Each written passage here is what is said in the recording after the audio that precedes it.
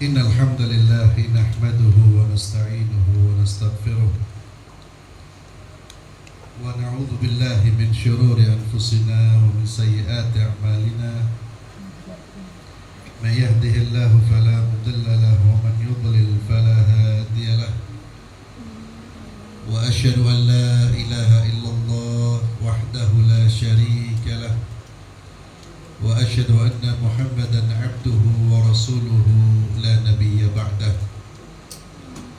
قال الله تبارك وتعالى في كتابه الكريم: أعوذ بالله من الشيطان الرجيم، يا أيها الذين آمنوا اتقوا الله حق تقاته ولا تموتن إلا وأنتم مسلمون. يا أيها الناس اتقوا ربكم الذي خلقكم من نفس واحدة وخلق منها زوجها وبث منهما رجالا كثيرا ونساء واتقوا الله الذي تساءلون به والأرحام إن الله كان عليكم رقيبا.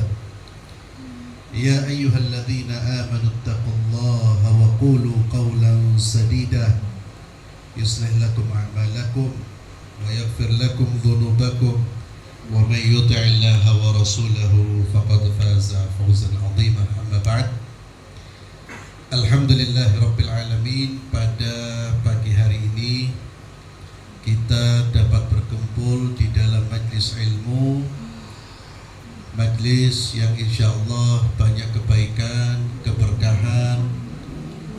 Majlis ilmu merupakan majlis yang dipuji oleh Allah Subhanahu wa Ta'ala orang-orang yang hadir di dalamnya. Majlis ilmu merupakan majlis yang didatangi oleh malaikat-malaikat Allah Subhanahu wa Ta'ala. Dan majlis ilmu merupakan majlis yang terbaik dari semua majlis. Perkumpulan yang terbaik adalah perkumpulan di mana di situ dipelajari ayat-ayat Allah dan hadis-hadis Nabi Muhammad sallallahu alaihi wasallam. Bahkan di dalam hadis yang sahih Nabi kita Muhammad sallallahu alaihi wasallam bersabda, "Man salaka tariqan yaltamisu fihi ilma sahhalallahu lahu bihi tariqan ilal jannah." Siapa yang menempuh jalan untuk mencari ilmu, Allah akan mudahkan jalan menuju surga. Ini kemuliaan-kemuliaan dari majlis ilmu, dan semoga semua yang kita lakukan, yang kita usahakan, yang kita amalkan diterima oleh Allah Subhanahu wa Ta'ala. Dan mudah-mudahan majlis ini menjadi majlis yang meningkatkan kuantitas dan kualitas iman dan takwa kita kepada Allah Subhanahu wa Ta'ala. Pada pagi hari ini saya diminta untuk berbicara tentang zakat. Berbicara tentang zakat, betul ya? Iya. Zakat ini kita tahu bersama merupakan salah satu rukun dari rukun-rukun Islam. Tidak akan tegak tiang-tiang bangunan keislaman kita jika kita tidak menegakkan 5 rukun ini. Salah satu dari rukun saja kita tidak tegakkan, maka bangunan keislaman kita akan roboh.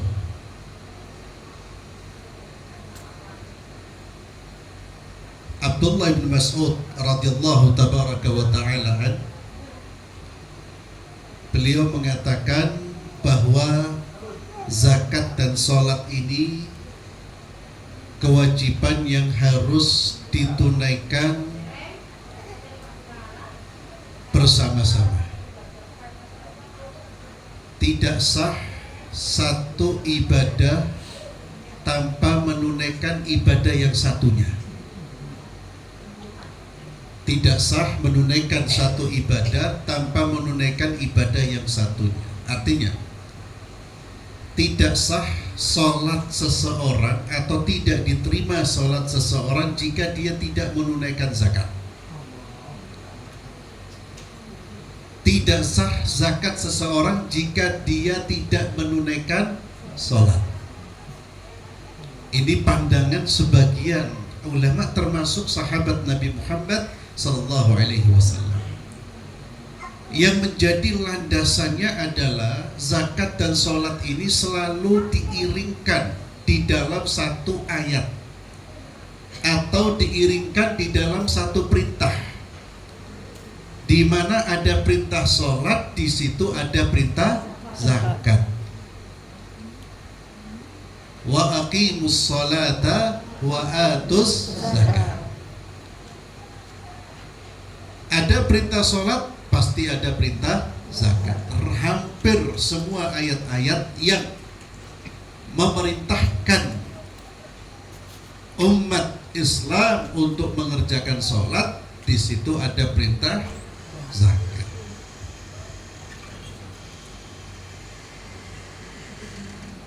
Maka rukun Islam ini ya, tidak boleh diabaikan.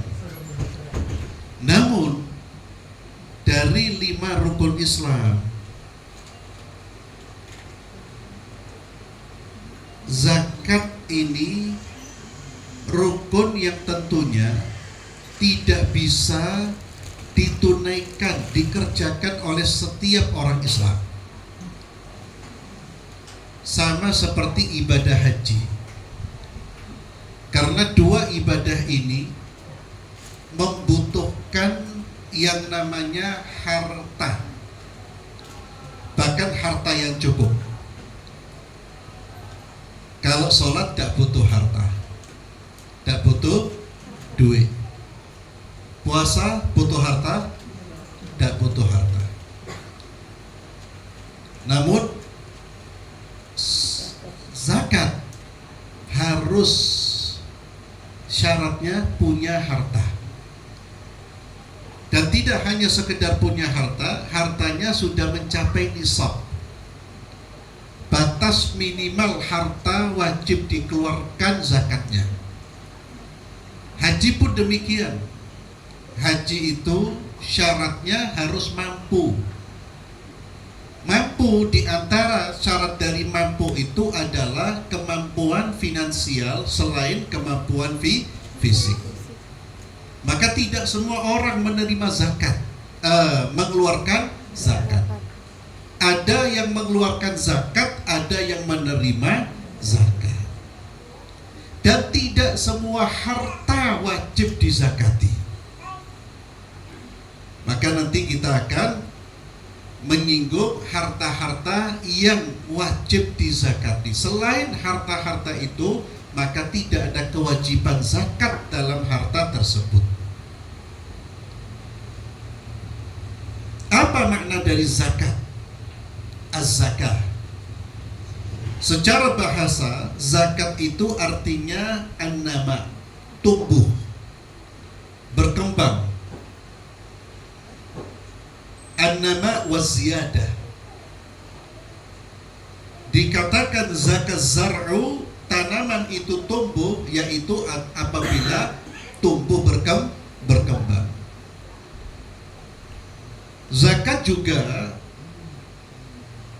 memiliki makna kesucian. Dan dari makna bahasa ini,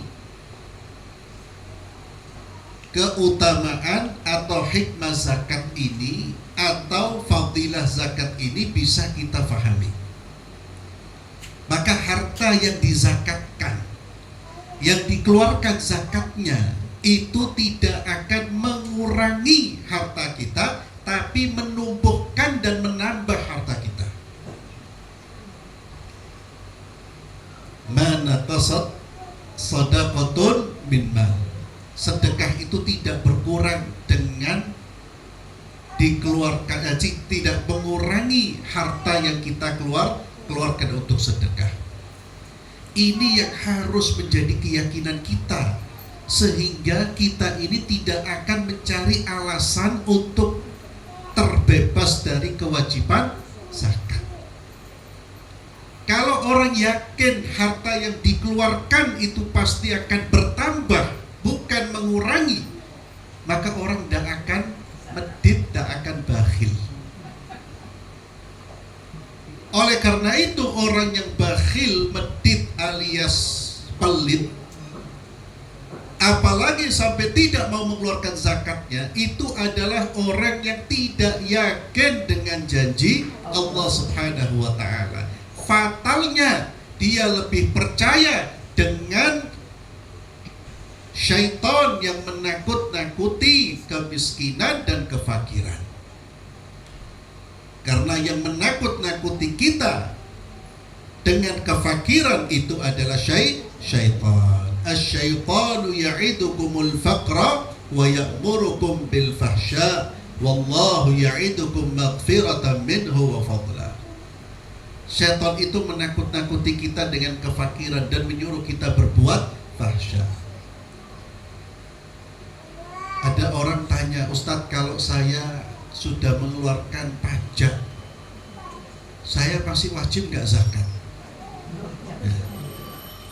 Apa hubungannya pajakmu ambil zakatmu? Pajakmu urusannya negara.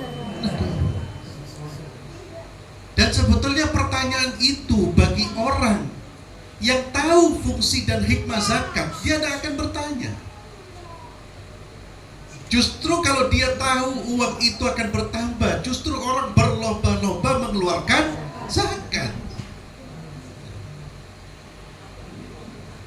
Bisa nggak Ustaz, kalau saya mengeluarkan zakat, pajak itu sudah dihitung zakat saya? Ya Allah. Ya.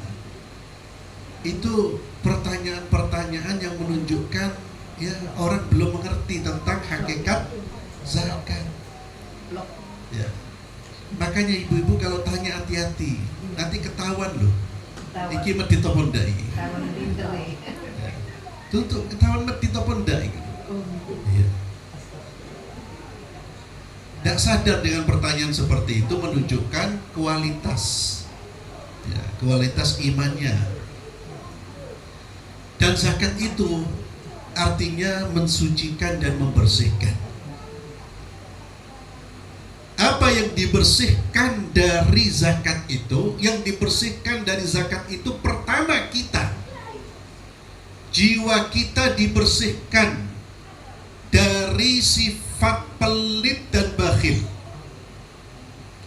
Karena salah satu penyakit yang berbahaya itu al-bukhlu, bakhil. Sehingga Nabi kita Muhammad SAW di antara doanya adalah meminta kepada Allah dijauhkan dari sifat bakhil. Di antara doa beliau, Allahumma inni a'udzubika minal bukhli. Aku mohon kepadamu ya Allah perlindungan dari sifat bakhil. Jadi medit bakhil itu penyakit, sifat buruk. Orang yang mengeluarkan zakat dia mensucikan jiwanya dari itu. Dan zakat itu mensucikan hartanya dari kotoran-kotoran harta tersebut. Apa yang dimaksud kotoran? Harta yang sudah wajib dizakati merupakan harta yang itu menjadi haknya orang lain. Jadi perlu diingat ketika harta itu sudah terkena kewajibannya, kita harus menyadari bahwa berarti harta saya ini sudah harus berpindah tangan kepada orang yang mustahiq, kepada orang yang berhak menerima. Maka itu haknya 8 asnaf itu. Haknya 8 golongan, bukan hak saya lagi. Maka kalau haknya 8 orang itu masih kita genggam, masih kita simpan, berarti harta kita bercampur dengan kotoran-kotoran. Harta yang tidak dikeluarkan itu harta kotor, akan merusak harta-harta kita yang lain. Maka zakat itu menambah harta dan mensucikan jiwa. Lantas bagaimana orang yang menolak kewajiban zakat? kalau ada orang Muslim yang menolak kewajiban zakat dengan meyakini bahwa zakat tidak wajib, padahal dia sudah punya kewajiban mengeluarkan zakat, maka orang tersebut murtad. Sepakat? Ya, kalau dia menolak kewajiban. Saya ulang, kalau dia menolak kewajiban. Artinya menolak kewajiban itu mengingkari kewajiban zakat. Zakat tak wajib. Ini yang terjadi ketika Nabi kita Muhammad SAW meninggal dunia. Ada sebagian umat yang sudah syahadat, ternyata mereka tidak mau membayar zakat. Ya. Mereka mengatakan zakat itu dibayar ketika Nabi masih hidup. Orang-orang ini kemudian diajak untuk bertaubat oleh Sayyidina Abu Bakar sebagai khalifah, disuruh bertaubat dan mereka tidak mau bertaubat, tidak mau bayar zakat, maka diperangi.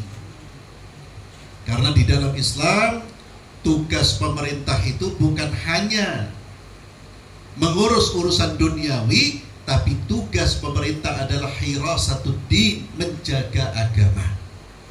Itu konsep Islam. Konsep ini yang ditentang oleh sekulerisme, pemikiran yang memisahkan agama dengan negara. Negara tidak boleh cawe-cawe urusan agama rakyatnya. Itu sekulerisme yang diterapkan hampir di seluruh dunia. Kalau di Indonesia ini tidak bisa dikatakan sekulerisme murni, tidak, karena ada bagian-bagian tertentu yang masih diatur oleh agama. Pernikahan masih menggunakan hukum agama. Dibilang sekulerisme, ya tidak, masih ada yang diatur oleh agama, dan agama masih menjadi pertimbangan-pertimbangan.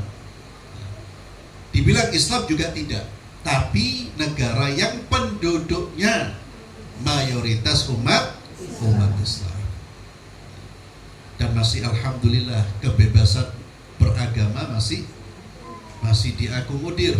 Ya, kita masih bisa sholat, kita masih bisa melaksanakan rukun-rukun Islam, pengajian. Tidak berlaku di semua negara. Bahkan negara-negara Islam itu ada yang membatasi pemahaman-pemahaman tertentu. Jadi kembali kepada hukum orang yang mengingkari kewajiban zakat. Kalau dia bukan orang yang baru masuk Islam, atau bukan orang yang tinggal di pedalaman yang belum pernah mendengar ajaran Islam, maka dia dihukumi murtad. Tapi siapa yang menghukumi? Pengadilan. Ya, pengadilan. Karena murtad itu konsekuensinya apa? Konsekuensinya dia sudah tidak dianggap sebagai seorang muslim, hak-hak keislamannya semua sudah diputus, dihapus, dan dia berhak dihukum mati. Ya. Itu dalam Islam. Maka yang memutuskan siapa? Pengadilan. Namun kalau ada orang Islam, dia meyakini kewajiban zakat,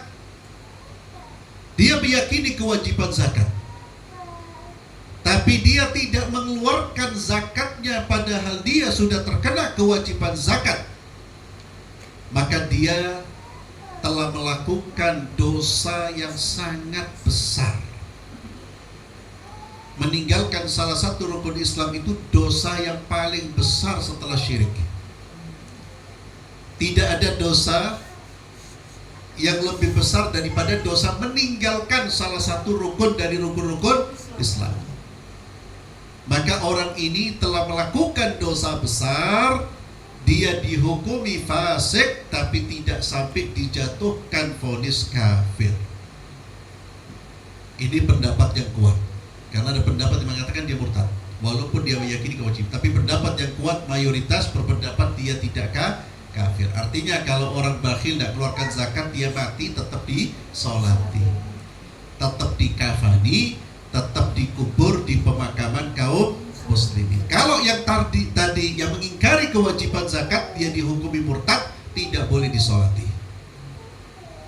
umat Islam tidak perlu mensolati, mengurus jenazahnya, dan tidak boleh dimakamkan di pemakaman kaum muslimin karena sudah dijatuhi hukuman murtad. Kemudian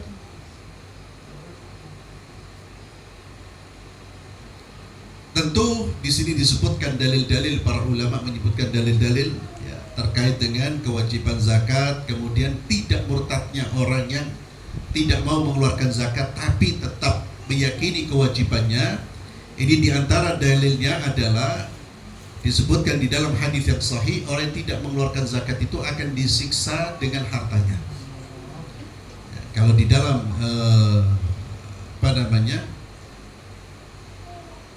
di dalam hadis yang sahih atau di dalam surat Taubah, Allah Azza wa Jalla menyebutkan ayat yang ke-34, mereka itu akan disetrika dengan apa?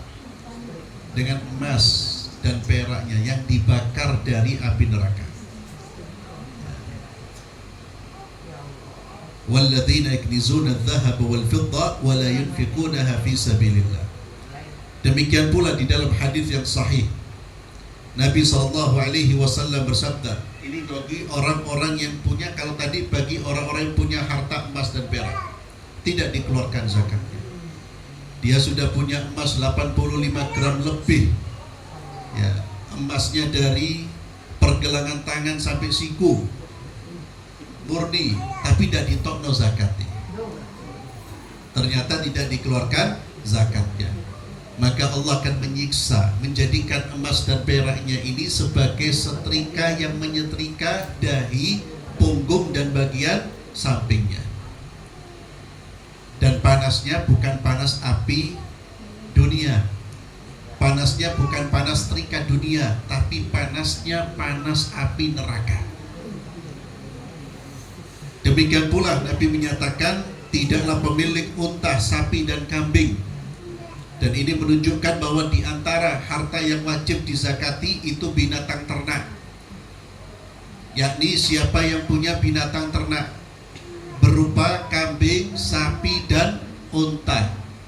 Nanti ada nisabnya, batas minimal. Kalau kambing berapa batas minimalnya, sehingga dia harus mengeluarkan zakatnya. Unta, sapi pun demikian. Siapa yang memiliki unta dan sapi dan kambing dan tidak menunaikan zakatnya, melainkan hewan-hewan tersebut datang pada hari kiamat dengan badan yang sangat besar dan sangat gemuk, mereka menanduk pemiliknya dengan tanduknya dan menginjaknya dengan kakinya. Diinjak dengan hartanya sendiri.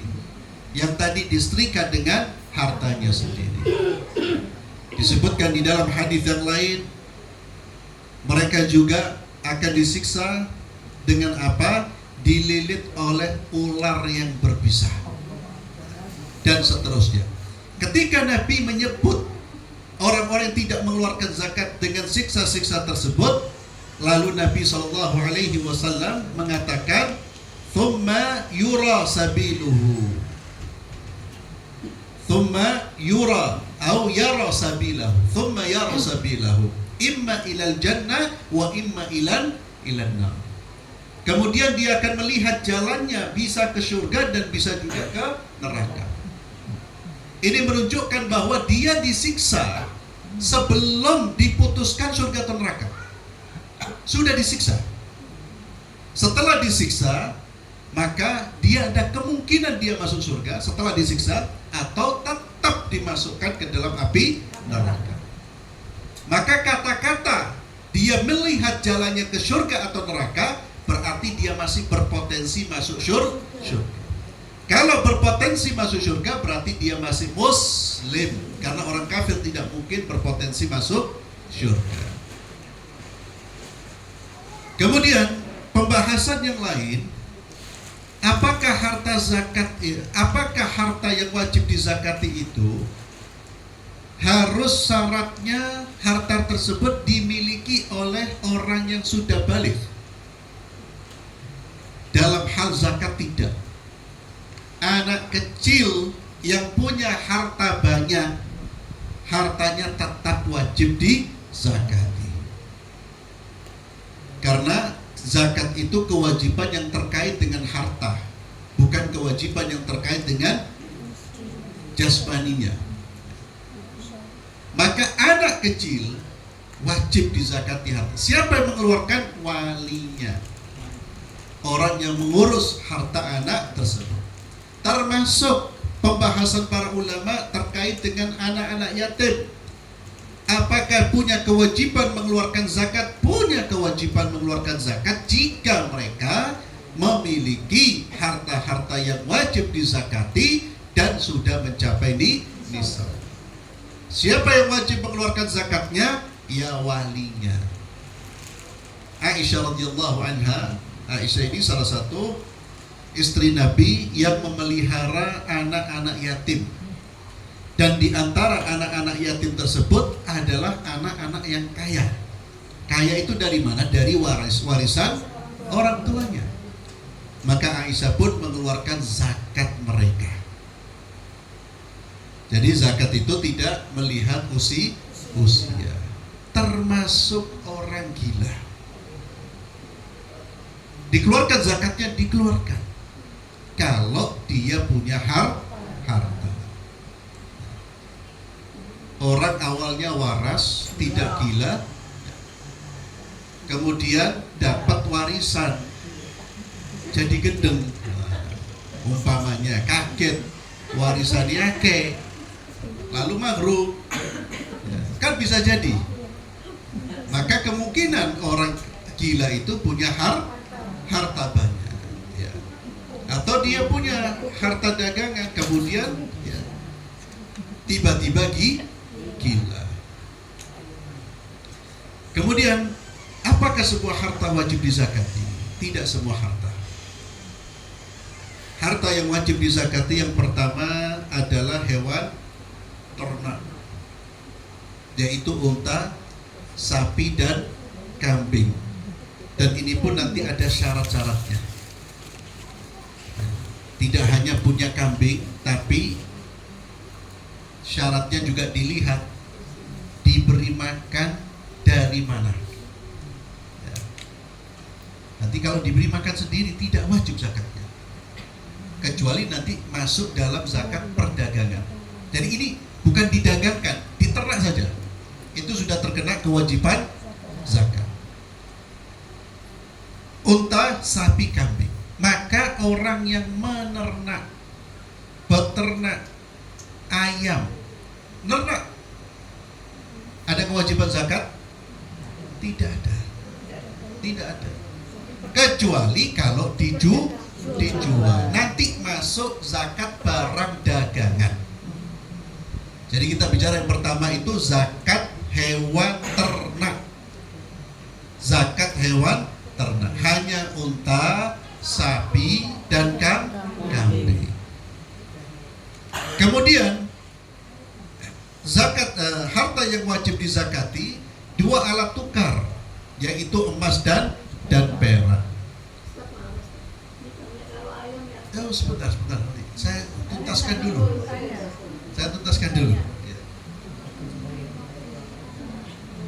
Yang kedua adalah dua alat tukar. Apa itu emas dan perak?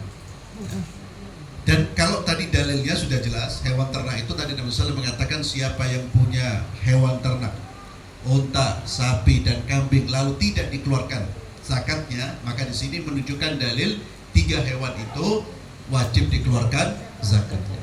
Kemudian yang kedua adalah 2 alat tukar, yaitu emas dan perak. Demikian juga sesuatu yang menduduki fungsi kedudukannya. Apa fungsi emas dan perak dulu di zaman Nabi? Sebagai alat tukar, jual beli.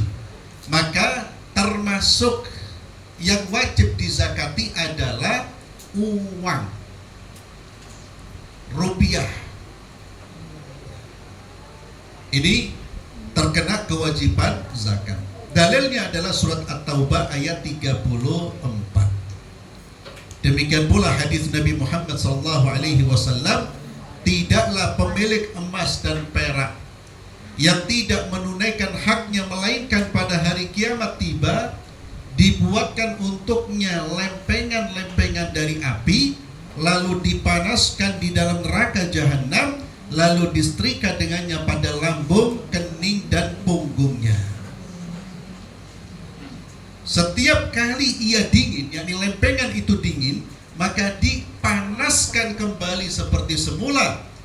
Yang mana hari pada saat itu, satu hari itu kadar lamanya seperti 50.000 tahun hari di dunia. Panjang hari di akhirat. Dan kehidupan akhirat itu panjang. Proses setelah kematian itu ada kehidupan yang panjang sekali. Sebelumnya hidup di mana? Di alam barzakh, itu pun panjang sekali. Maka kehidupan dunia ini kehidupan yang paling singkat. Kehidupan yang paling singkat di mana? Di dunia setelah di rahim. Paling singkat. Setelah ini kita akan berada di dalam kehidupan yang sangat panjang sekali. Setelah dari kehidupan dunia pindah ke kehidupan barzakh. Di barzakh itu ya sekarang saudara-saudara kita meninggal dunia ini. Itu namanya alam barzakh. Mereka ada yang mendapatkan nikmat, ada yang mendapatkan siksa. Dan kehidupan di alam barzakh itu panjang. Coba kita ingat orang-orang mati. Jangan usah jauh-jauh keluarga kita lah. Kakek-kakek kita, nenek-nenek kita sudah berapa puluh tahun. Sekarang ada yang sudah hidup berapa ratus tahun di situ. Setelah itu pun masih ada kehidupan yang panjang. Maka jangan korbankan kehidupan yang pendek demi jangan korbankan kehidupan yang panjang demi kehidupan yang pendek. Oleh karena itu kalau kita mengerti tentang hakikat dunia, pendeknya usia dunia, tidak akan orang itu ribut gara-gara dunia.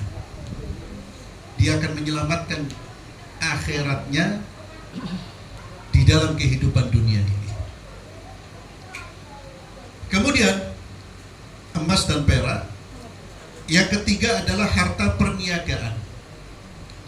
Semua barang yang disiapkan untuk jual beli dengan tujuan agar meraih laba itu wajib dizakati. Semua barang dagangan. Semua barang dagangan. Hal ini berdasarkan firman Allah Subhanahu wa taala di dalam surat Al-Baqarah ayat 267. Allah Azza wa Jalla berfirman, ya ayyuhalladzina amanu anfiqu min thayyibati ma kasabtum.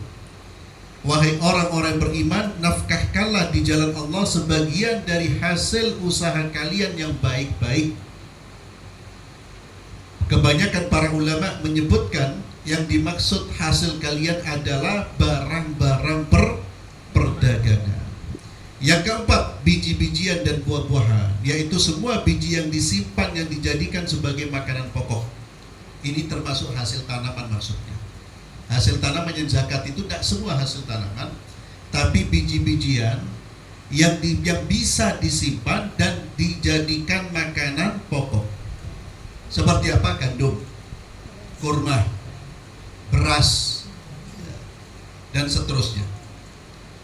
Sedangkan buah-buahan yang wajib disakati hanya dua, kurma dan kismis.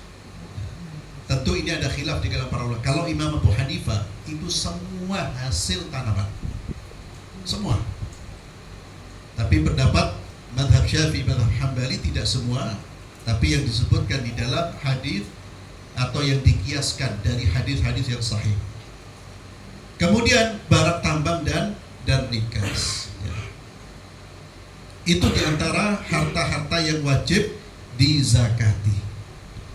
Jadi kalau kita tahu binatang ternak yang wajib zakati binatang ternak itu hanya sapi, unta, kambing. Selain itu ada zakat? Tidak. Ya, selain itu ada zakat? Tidak. Selain tidak. Ayam ada zakat? Tidak ada. Lele ada zakat? Tidak ada. Jangkrik ada zakat?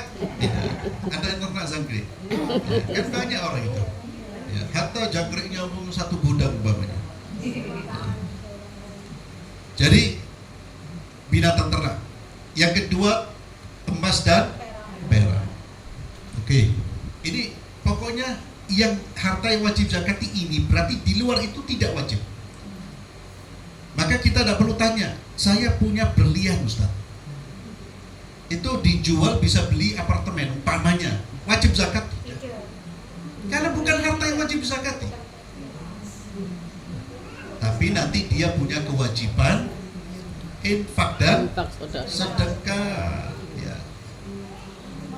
Tentu orang seperti ini punya kewajibannya pasti jatuhnya di mana? Di mana? Kalau orang kaya seperti ini jatuhnya bukan di berliannya, di mananya? Emasnya, pasti dia punya emas, peraknya dan uangnya. Tapi berliannya tidak dihitung. Berlian, zamrud, atau dia punya barang-barang mewah yang tidak disebutkan dalam Al-Quran dan Sunnah itu bagian dari zakat, tidak ada kewajiban zakat. Ya. Tidak ada kewajiban zakat. Paham ibu ya? Itu yang ketiga, binatang ternak, emas dan perak. Yang ketiga apa? Barang dagangan. Barang dagangan semua. Tadi umpamanya saya nernak ayam untuk dijual, maka masuknya barang dagangan.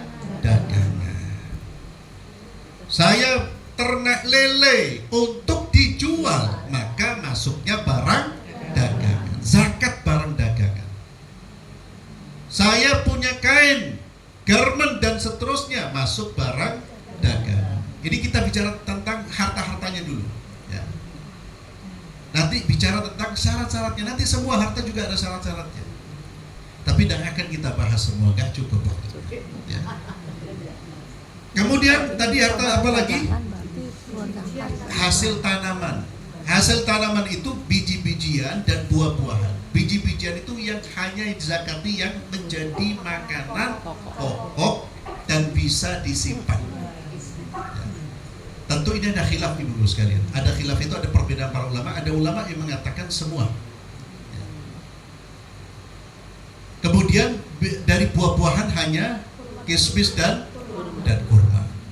Kemudian ada barang tambang. Barang tambang itu peninggalan masa jahiliyah dan milik orang yang, dan di situ ada lambang-lambang kekufuran. Ada yang namanya kemudian rikas.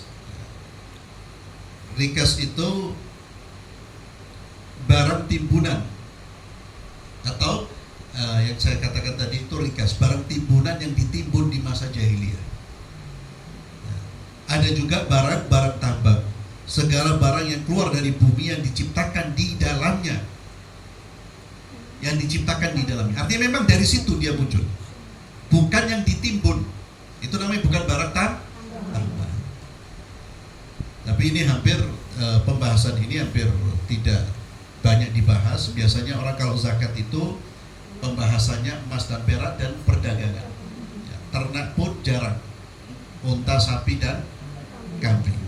Biasanya orang kalau di kita kambing pun diternak untuk dijual. Artinya sebagai komoditi perdagangan, sebagai komoditi dagang. Tentu ada hikmah-hikmah yang lain. Lantas kepada siapa zakat itu diwajibkan sudah kita sampaikan, orang Islam, maka orang kafir tidak ada kewajiban zakat dan tidak boleh diminta untuk zakat. Dan kalau dia keluarkan zakatnya sah apa tidak? Tidak. Sampai dia mengucapkan syahadat. Itulah yang Allah sebutkan dalam surat Taubah ayat 54, wa ma mana'ahum an tuqbala minhum nafaqatuhum illa annahum kafaru billahi wa rasulih. Dan tidaklah yang menghalangi mereka untuk diterima dari mereka nafkah-nafkahnya melainkan karena mereka kafir kepada Allah dan Rasulnya. Demikian pula ketika Nabi SAW berpesan pada Mu'adz bin Jabal agar mendakwai orang-orang ahlul kitab, agar Mu'adz pertama kali mengajak mereka untuk syahadat. Setelah syahadat baru disuruh sholat. Setelah sholat baru disuruh zakat. Kemudian merdeka. Merdeka dia bukan budak. Sekarang di Indonesia tidak ada yang namanya budak, tidak ada. Jadi merdeka itu lawan dari budak. Budak itu bukan pembantu. Budak budak itu artinya dalam istilah fikih adalah mereka-mereka yang ditawan dalam peperangan syar'i antara umat Islam dengan orang-orang kafir yang sekarang tidak ada, ya, apalagi di Indonesia. Kemudian harta yang kita miliki itu harus mencapai nisab. Apa tadi nisab itu? Nisab itu batas minimal harta yang wajib dikeluarkan zakatnya. Maka tadi diantaranya kita tidak membahas nisabnya kambing, unta, sapi. Kalau kambing 40 ekor. Ya. Jadi kalau belum sampai 40 ekor tidak wajib dikeluarkan zakatnya. Kalau sudah sampai 40 ekor, maka ada syarat yang lain yaitu haul. Apa haul itu? Menunggu sampai 1 tahun apakah hartanya tetap seperti itu atau berkurang. Kalau berkurang tidak ada kewajiban zakat. Maka harta yang wajib dizakati tadi, emas, perak, binatang ternak, barang dagangan, itu syaratnya satu, harta tersebut sudah mencapai nisab. Ya, binatang ternak kambing 40, unta ada, sapi sekian. Kalau emas berapa? 85 gram emas. Ya, ada yang mengatakan lebih, tapi yang umum 85 gram. Kalau perak 5 gram. Ya. Jadi kalau kita sudah punya emas punya emas dan sampai 85 gram, tidak ada kewajiban zakat. Dan kalau sudah sampai ya, umpamanya hari ini tanggal berapa? Rajab, 8 Rajab ya. Sekarang 9 Syakban. Afwan saya Allah.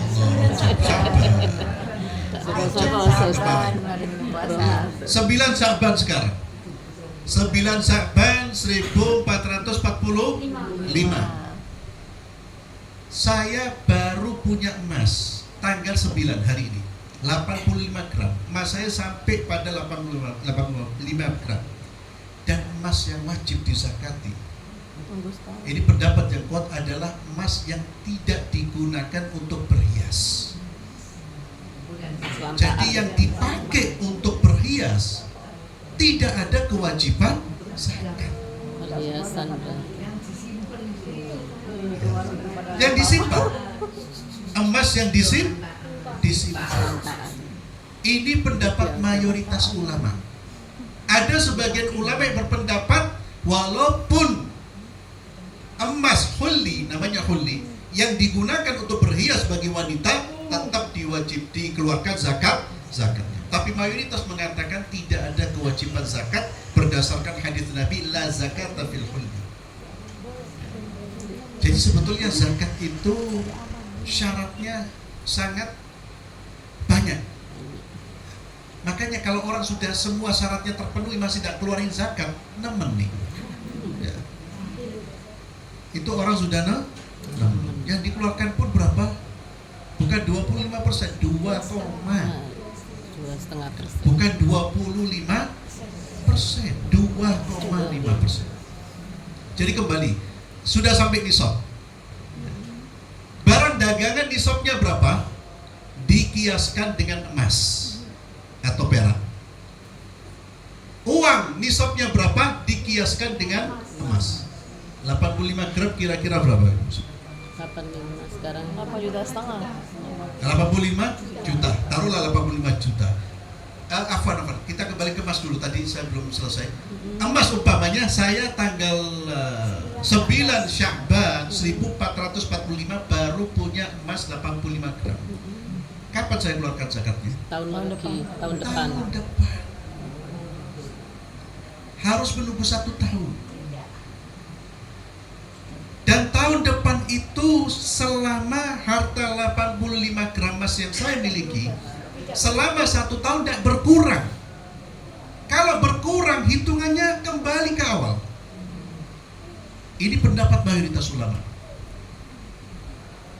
Saya punya barang dagangan senilai 85 juta hari ini. Apakah langsung dikeluarkan zakatnya? Tidak, nunggu satu tahun.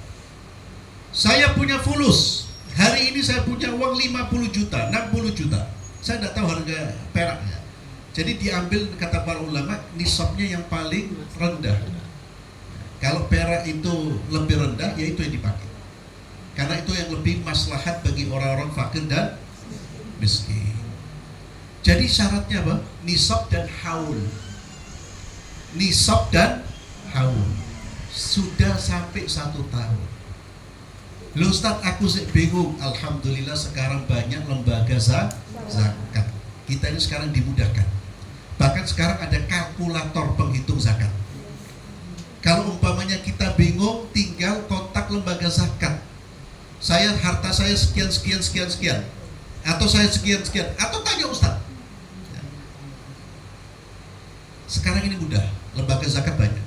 Tapi yang perlu kita ketahui, harta itu tidak langsung dikeluarkan. Jadi nunggu satu tahun. Itu namanya haul namanya.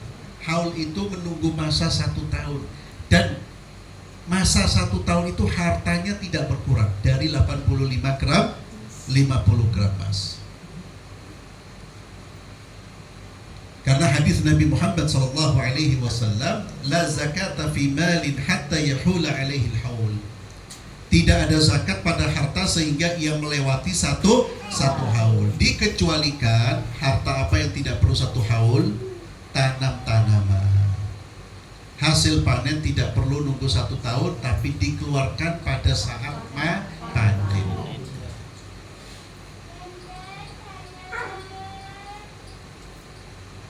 Kemudian ada penjelasan terkait dengan zakat emas. Tadi disebutkan zakat emas itu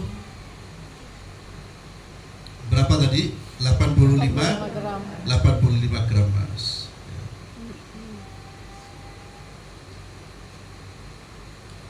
Kalau zakat perak itu berapa?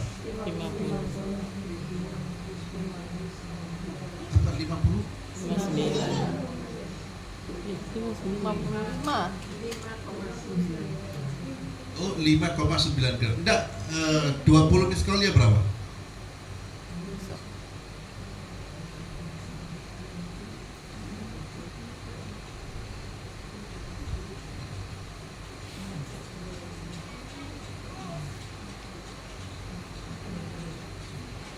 Tahu nilainya perak berapa? Hah? Belum tahu. Ya, biasanya pakai emas. Biasanya pakai emas. Iya. Kemudian uang itu dikiaskan kepada emas.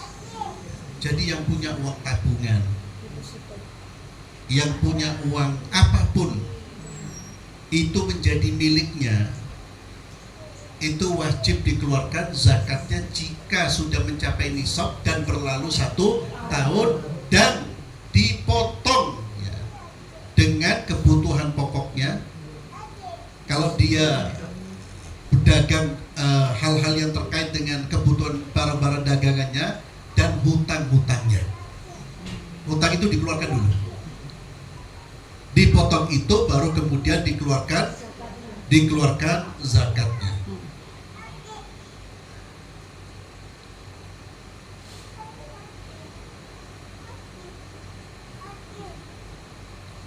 Kemudian kalau kita punya barang dagangan, ibu sekalian ya, kalau kita punya barang dagangan, harta yang wajib kita keluarkan itu barang dagangannya atau uang? Ya. Jadi ada khilaf di kalangan para ulama. Ada yang mengatakan wajib mengeluarkannya dalam bentuk uang dan tidak mengeluarkan dalam bentuk barang. Artinya gini, saya dagang mebel umpamanya, dan ditaksir dinilai mebel saya itu sudah melampaui harga 85 gram emas dan sudah saya miliki selama 1 tahun. Hitungnya gimana? Ya harga itu plus uang kita yang ada pada saat dikeluarkannya harta itu nanti setelah kemudian dipotong dengan dipotong dengan kebutuhan-kebutuhan pokok. Kalau di total semuanya sudah mencapai nisab, dikeluarkan zakatnya. Dan mengeluarkan zakatnya mayoritas para ulama bukan barang dagangan, tapi uang. Jangan diberikan mebel. Ya. Jangan diberikan mebel. Orang yang dagang pakaian jangan dikasih pakaian. Walaupun sebagian ulama mengatakan diberikan ya barang dagangan. Ada yang berpendapat dan ini kuat, diberikan apa yang menjadi manfaat buat fakir dan miskin itu atau orang yang menerima itu. Seandainya dia merasa dia tidak punya pakaian, dia minta barang pakaian, berikan pakaian dari harta zakat kita. Mana yang lebih maslahat? Karena tujuan dari zakat itu diantaranya adalah menutupi kebutuhan orang-orang fuqara wal masakin, menutupi kebutuhan orang-orang fuqara wal masakin.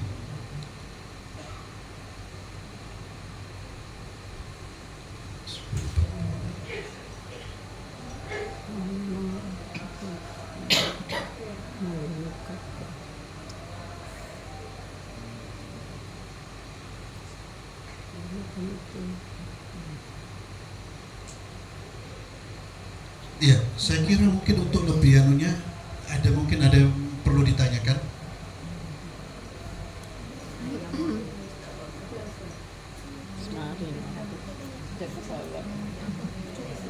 Iya, iya, iya. Karena kan kami ini berencana untuk akan mengeluarkan zakat, kita minta pada yang nanti yang mengeluarkan zakat, Pak Ustaz mau membagi-bagikan pada yang menerima. Nah ini yang kita ingin tanyakan tentang amil katanya loh Ustaz, bukan saya enggak. Iya. Katanya yang mengelola zakat ini tidak boleh menerima amil, tapi harus ditentukan pada yang kayak badan pemerintah atau badan yang menguasai ini organisasi gitu Ustaz. Apakah itu benar atau benar? Iya. Jadi amil zakat itu setahu saya, sebatas pengetahuan saya, itu adalah mereka-mereka yang ditunjuk oleh pemerintah. Maka sekarang ini, kalau dulu seperti itu, karena dulu diurus sama pemerintah. Dulu diurus sama pemerintah. Maka mereka-mereka yang berhak menerima zakat itu diantaranya al-amilin, sebagaimana Allah sebutkan dalam surah At-Taubah 60. Ya, amil itu yaitu orang-orang yang memungut harta zakat, itu disebut orang amil. Dia berhak menerima zakat. Dan itu yang menjadi tugasnya dia. Makanya perlu dipertegas amilnya kita modelnya seperti apa, kerjanya berapa jam, apakah setiap. Jadi amil itu bukan yang ya sewaktu-waktu dia ambil zakat, tidak, ya memang tugasnya amil, dia mungut zakat orang-orang yang sudah berhak. Ya. Loh boleh, dia termasuk salah satu bagian yang berhak mendapatkan zakat. Apakah ditentukan atau ada secukupnya atau ditentukan? Tidak ada. Ya, tidak ada. Coba jangan sampai amil itu kemudian mengambil porsi yang besar. Ya. Akhirnya orang jadi amil KB. Akhirnya uangnya orang dibuat untuk kemaslahatan orang banyak. Justru yang paling penting itu adalah para fuqara wal masakin. Ya. Para fuqara wal masakin itu yang paling urgent, terutama di zaman sekarang. Kita kalau sampai kemudian membentuk badan atau yayasan atau lembaga amil zakat, ya, itu, dan lembaga amil zakat itu nanti ada aturannya ya. Semua lembaga amil zakat. Dan kalau dibentuk memang betul-betul dibentuk harus profesional. Dan sudah ada undang-undangnya. Sudah ada lembaga induknya. sudah ada induknya dan ngikuti itu. Kalau ditanya ambil dapat, ya jelas ambil itu dapat. Tapi sekali lagi memang di undang-undang saya lupa ya, undang-undang negara kita sudah menyebut itu ambil, kalau nggak salah itu sudah disebutkan. Jadi lembaga, kalau dalam bentuk lembaga, yaitu mereka lembaga yang memungut zakat dan mendistribusikan, itu ada bagiannya. Ya. Saya lupa itu.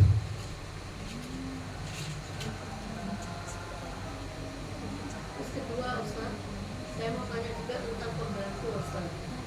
Katanya kalau pembantu itu kita bekerja dengan kita. Iya. Jadi kita kan yang menganukan dia ya, Ustaz. Zakati dia. Itu bisa dizakati apa tidak, Ustaz? Karena dia kan sudah punya kita. Iya. Tanggungannya kita. Iya. Apakah dia wajib? Jadi gini, maksudnya dizakati atau diberi zakat? Dikasih zakat. Iya. Jadi kalau dia termasuk fuqara wal masakin, dia diberi zakat, tapi uang zakat itu tidak boleh Sebagai gaji. sebagai gaji. Tak boleh. Tidak boleh. Tidak boleh sebagai gaji. Artinya gini, gajinya dia dari uang zakat saya, tidak boleh. Tak boleh. Ya. Tidak diperbolehkan. Jadi Bisa bisa. kalau dia termasuk golongan itu. Kalau dia termasuk golongan itu bisa. Tapi tidak boleh diambil dari gaji. Iki gajimu, yo zakatmu bisa. Ya, tidak boleh. Tidak boleh. Iya. Iya bisa. Yang kita zakat itu kalau zakat fitrah. Zakat fitrah itu siapapun yang menjadi tanggungan kita zakati. Kita keluarkan zakatnya. Kita keluarkan zakatnya. Dihitung sisa nanti. Makanya harus keluar dari rumah, Ustaz. Zakat itu harus malam itu keluar dari rumah, walaupun dikasihkan kepada siapa. Maksudnya? Jadi, Zakat fitrah. Ustaz, Iya. Nah, kita harus keluarkan barang itu. Kalau kita niat untuk salah satu orang ya, Ustaz. Iya. Itu kita harus keluarkan, orangnya tidak ada gitu. Ustaz. Iya. Apakah kita harus keluarkan di tempat lain untuk disimpan atau boleh disimpan di rumah, nanti dia datang untuk ngambil di mana, Ustaz? Dia disimpan di tempat yang aman. Kalau aman di rumah kita, taruh di rumah, jangan taruh di jopo. Ada yang ngomong harus keluar dari Harus rumah. keluar malam-malam. Tidak. Jadi jelas zakat itu memang jangan sampai pas sudah masuk waktu batas waktunya itu sholat, jangan sampai itu. Makanya sebelum itu harus dikeluarkan. Sebelum itu harus. Kalaupun umpamanya penerimanya belum ada, kita belum sempat menemukan penerimanya, atau bukan menemukan, kita sudah tahu penerimanya tapi belum sempat diambil, belum datang, tidak ada masalah. Tidak ada masalah. Ya. Kalau umpamanya kita kesulitan, serahkan kepada panitia. Kalau kita kesulitan, kalau tidak kesulitan, serahkan sendiri. Kampung ada. Yang terpenting beras kita ini sudah menjadi milik orang lain sebelum sholat. Ya, yang terpenting itu sudah menjadi milik orang. Yang nggak boleh itu beras kita masih belum jelas ini punya siapa. Sampai sholat berarti kita belum mengeluarkan zakat. Tapi kalau umpamanya, apalagi kita sudah ngomong sama orangnya, ini zakatmu ada di rumah, ya, silakan diambil. Dia diambil, ya tidak apa-apa, disimpan. Ya, jangan taruh di jopo, bahaya. Kok dimakan? Ya, wallahu a'lam ya. Saya yang itu saya belum pernah baca, belum pernah dengar. Baru dengar di sini. Harus dikeluarkan. Yang dimaksud ya.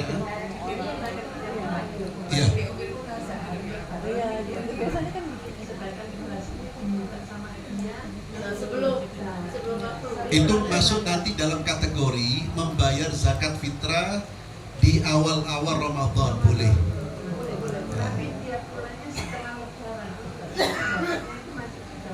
Nggak apa-apa.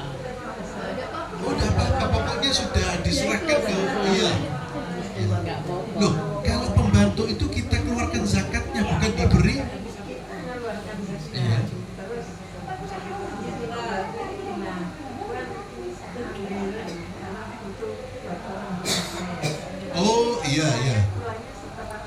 Iya, tidak ada masalah. Nggak apa-apa. Tidak ada masalah. Insya Allah tidak ada masalah. Yang penting sudah jelas ini bukan milik kita. Sudah milik orang. Itu kita sudah mengeluarkan zakat. Yang terpenting sudah ada pemiliknya. Yang penting bukan zakat. Misalnya kayak uang gitu, gunakan beras itu gimana? Kadang kan ada badan namanya Uang. uang. Jadi gini, membayar uang itu kalau nantinya dirupakan dalam bentuk beras, seperti kita menyerahkan kepada panitia, maka boleh, karena tetap toh kita sama seperti mengeluarkan beras. Ya. Yang tidak boleh, dan ini pendapat yang kuat, mayoritas berpendapat tidak boleh menyerahkan kepada fakir miskin berupa uang. Jadi yang diserahkan uang. Selama yang diserahkan itu beras, yaitu namanya zakat fitrah. Ya. Walaupun Imam Abu Hanifah berpendapat boleh ngasih duit, tapi kita jangan beresiko lah, karena Nabi SAW menyebutkan apa? Dengan makanan pokok. Jadi jangan, lebih baik tidak resiko, karena sekarang beberapa organisasi Islam itu menfatwakan boleh pakai uang. Ya. Maka yang lebih aman, yang lebih baik kita kembali kepada tuntunan ya, yang hadisnya jelas, itu lebih aman. Maka serahkan beras. Boleh menyerahkan uang asalkan nanti dirupakan dalam bentuk beras. Kita nyerahkan ke panitia umpamanya, ini fulus, tapi nanti uang ini dibelikan beras. Iya, biasa beli, iya. Misalnya kita mudik sebelum lebaran, 2 minggu sebelum lebaran itu kita zakat fitrahnya di tempat asal kita yang tinggal domisilinya atau tempat kita berdiri. Iya. Jadi kalau kita mengeluarkan zakat itu sebetulnya di tempat kita tinggal, di tempat kita masih berada. Kalau dalam bahasa Nabi, tu'khadhu min aghniyaihim wa turaddu ila fuqaraihim. Kita keluarkan zakat di mana? Kita keluarkan zakat di mana? Ya kalau di Surabaya kami keluarkan ya untuk keluarga Surabaya. Tapi kalau kita keluarkan zakat di tempat ke kampung kita, ya dikembalikan untuk mereka. Maka zakat, dan ini semua zakat ya, termasuk zakat mal. Kaedahnya itu, zakat itu diperuntukkan dari warga sekitar yang kaya, diambil dari warga yang kaya, dan diperuntukkan untuk warga yang miskin. Itu kaedahnya.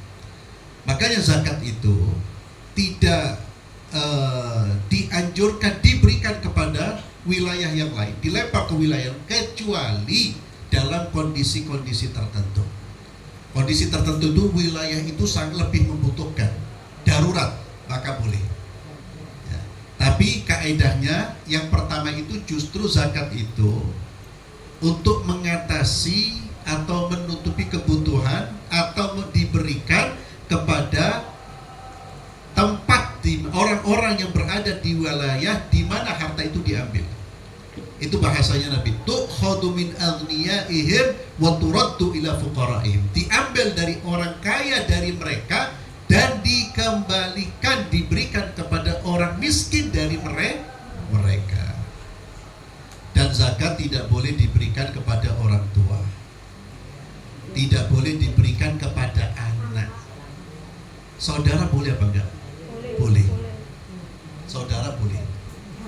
Ya, orang tua tidak boleh. Ini duit zakat, ikut nemen berarti ya. Na'udzubillah. Ya, orang tua itu bukan uang zakat ya, uang kita. Atau anak tidak boleh. Demikian pula zakat tidak boleh diberikan kepada istri. Ya. Iki duit zakat kayak kok sak belanjane ya sikus. Itu bukhala. Tidak boleh. Istri ngasih zakat buat suami, boleh? Boleh. Kenapa? Karena istri tidak berhak untuk menafkahi. Iya. Istri tidak berhak menafkahi suami. istri boleh ngasih zakat, suami tidak boleh. Kenapa? Jadi kaedahnya orang yang dinafkahi tidak boleh diberi zakat. Siapa orang yang dinafkahi? Istri. Siapa yang menafkahi? Suami. Anak dinafkahi, orang tua dinafkahi kalau mereka tidak punya. Maka siapa yang menjadi kewajiban kita, yang nafkahnya menjadi kewajiban kita, tidak boleh kita berikan uang zakat. Artinya kebutuhan dia dipenuhi dengan uang nafkah. Istri, sekaya-kayanya istri, setajir-tajirnya istri, dia tidak punya kewajiban menafkahi suami. Semiskin-miskinnya suami, dia tetap punya kewajiban menafkahi istri. Karena tanggung jawab nafkah itu sudah dibebankan di pundak para suami. Maka di zaman Nabi ada salah seorang wanita, istrinya Ibnu Mas'ud, kalau saya tidak salah, yang bertanya kepada Nabi. Sebelumnya suaminya minta uang itu, zakat itu. Dia miskin, fakir. Istrinya punya fulus. Lalu kata istrinya, saya tidak berani memberi sampai saya meminta kepada sampai saya bertanya kepada Rasulullah SAW. Ketika bertanya kepada Nabi, maka diizinkan oleh Nabi. Bahkan suamimu lebih berhak kalau suaminya fakir.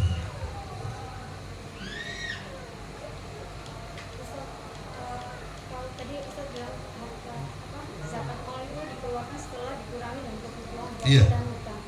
Itu apa kalau kita pun masih punya cicilan kendaraan misalnya, apa masih ada cicilan itu masuk hutang itu enggak? Iya, cicilan hutang. Iya, termasuk hutang. Cicilan itu ya hutang. Maka kalau kan zakat itu kan dikeluarkan dalam waktu 1 tahun, maka jumlah cicilan dalam 1 tahun berapa? Itu dipotong itu. Jadi zakat itu dikeluarkan setelah selesai urusan finansial kita, ya, cicilan, hutang kita, ya, itu dipotong. Termasuk bayar-bayar yang harus kita bayarkan. Baru itu selesai semua, baru dikeluarkan zakat. Dihitung apakah sudah mencapai nisab apa belum. Jadi orang yang mengeluarkan zakat itu tidak mungkin dalam kondisi tidak mampu. Karena setelah dipotong semua kebutuhan-kebutuhan pokok.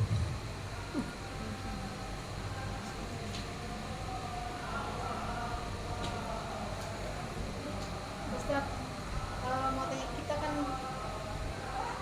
punya rencana untuk mengumpulkan zakat dari anggota kita juga, yang insya Allah akan kita salurkan ke anggota juga.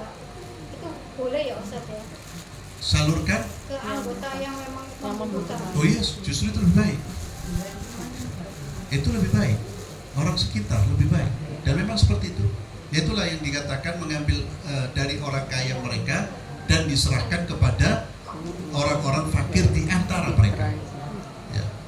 Dan itu lebih baik. Dan zakat itu kalau kita bisa memberikan kepada orang yang jelas, itu lebih baik daripada diberikan kepada orang yang gak jelas. Gak jelas itu dari dua ya, gak jelas kaya miskinnya atau gak jelas agamanya.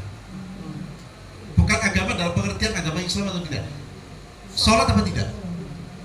Karena sebagian ulama mengatakan tidak boleh ngasih uang zakat pada orang yang gak sholat. Sebagian tidak tahu kembali kepada hukum asal. Hukum asalnya muslim. Oh, iki jilbaban muslim. Kalau tidak tahu, ya. Kalau tidak tahu. Maka kalau kita tidak tahu, itu kembali kepada hukum asal. Hukum asalnya apa? Dia muslim. Muslim berarti sholatlah. Tapi kalau jelas tidak pernah sholat, tidak tahu sholat, tidak usah dikasih zakat. Artinya berikan kepada yang lain. Makanya umpamanya kita ada jamaah pengajian, kumpulan kita tahu orang-orangnya ya jauh lebih baik diserahkan kepada mereka. Sudah jelas orangnya. Sudah jelas orang.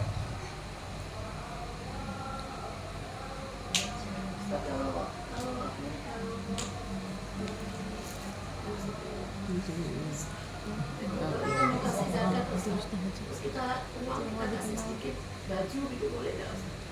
Uang, semua Boleh, Ustaz? berupa uang. Harus berupa uang Iya, semua ya? kecuali dia sendiri yang minta dibelikan baju. Iya, berarti itu kan kebutuhannya dia. Berarti kebutuhannya dia. Jadi mana bukan. Jadi artinya tetap uang. Uang. Itu kalau zakat dari emas perak. Emas perak itu bisa kita berikan emas, Bu. Bisa kita berikan perak, bisa. Perak itu 595 gram. Kalau emas 85 gram.